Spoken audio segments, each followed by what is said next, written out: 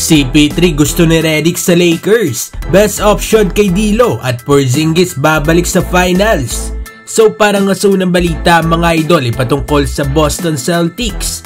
Since Game 4 nga ng first round ng playoffs ay nawala nga sa lineup si Kristaps Porzingis matapos nga magkaroon ng injury.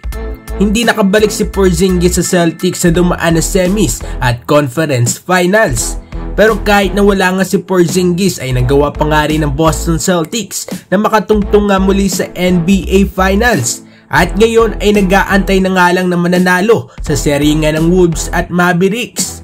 So tweet naman ni Porzingis mga idol ay nagbigay nga ito ng mensahe sa kanyang nga pagbabalik. Aniya ay salamat nga daw sa lahat ng mga suporta at malapit na nga daw ang kanyang pagbabalik. At sinabi niya nga mga idol na see you in the finals. Magiging malaking tulong nga itong si Kristaps Porzingis sa Boston mga idol. Lalo't grabe ngang offensive game na meron ito. Malaking tulong nga din para sa Boston ang depensa at rebounding nga nito ni Porzingis. Anong masasabi ninyo dito mga idol? Lalakas nga ba lalo ang tsansa ng Boston Celtics na magkampiyon? At para naman sa sunod na balita ay patungkol kay D'Angelo Russell. Sa uling contract nga ni D'Lo sa Lakers ay meron itong player option at sa ngayon ay hindi pa nga nakapag-decide itong si D'Lo kung ano nga bang gagawin nito. Kung pipiliin nga ni D'Lo na magstay sa Lakers ay most likely na magiging sign and trade ang best scenario para sa kanya. Ayon nga kasi sa report ay mas focus na nga daw itong Lakers sa pagbuo ng solid na supporting cast kaysa nga bumuo ng Big 3. Sinabi pa nga sa report mga idol na itong sina LeBron Davis at Reeves ang untouchable nga sa roster na ito. Nag-average nga this season si D'Angelo Russell ng 18 points, 3 rebounds at 6 assists per game. At sa mga lumabas nga na rumors ay merong isang team nga daw ang handa nga ang bayaran itong si D'Lo. At yan nga mga idol ang Orlando Magic. Anong masasabi ninyo dito mga idol?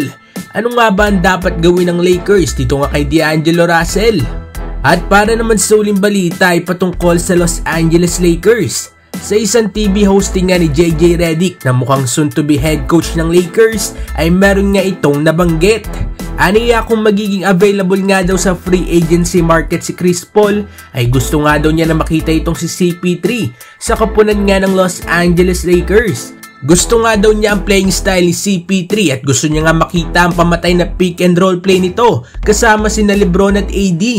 This season ay may average si CP3 na 9 points, 4 rebounds at 7 assists per game. Solid numbers na nga yan mga idol bilang backup guard ni Stephen Curry.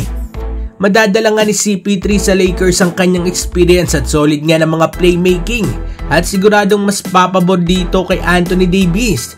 Anong masasabi ninyo dito mga idol? Dapat nga ba kunin ng Lakers si CP3? Mag-komenta sa baba at ating babasahin yan. Huwag kakalimutan na mag-like at subscribe para sa iba pang balitang NBA. Maraming salamat po.